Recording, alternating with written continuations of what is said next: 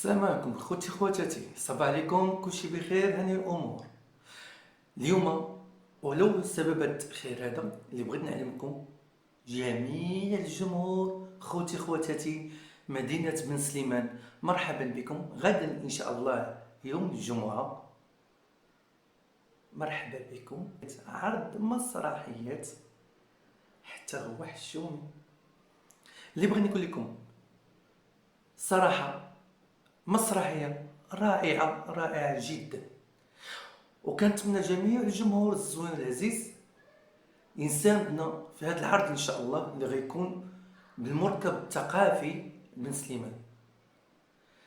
واللي بغيت نقول لكم غادي تشاهدوا عرض مسرحي توحشومي مع اجمل وفنانات وفنانين، مع اول واحد واللي غنقولوا ونذكروا الاسم ديالو، المخرج والاستاذ العظيم السي عبد الواحد مؤذين.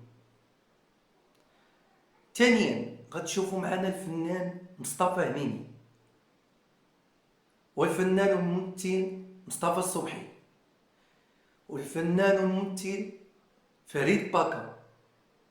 واخيرا غندوزو الفنانات اللي هما الفنانه رشيده السعودي، فنانه حنان الخالدي.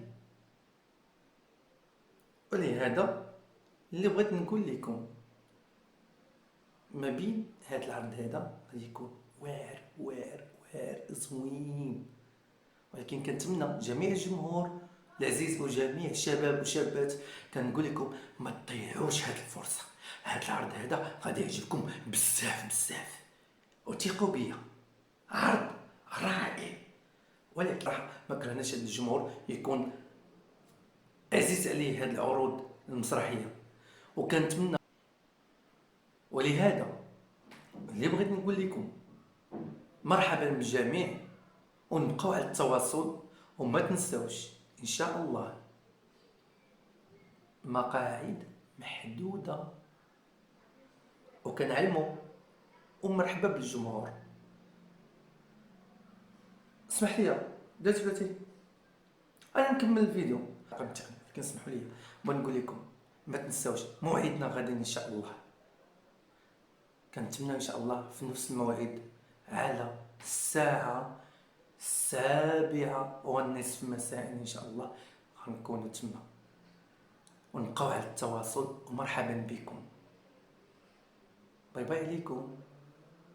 ما قصدت خويا.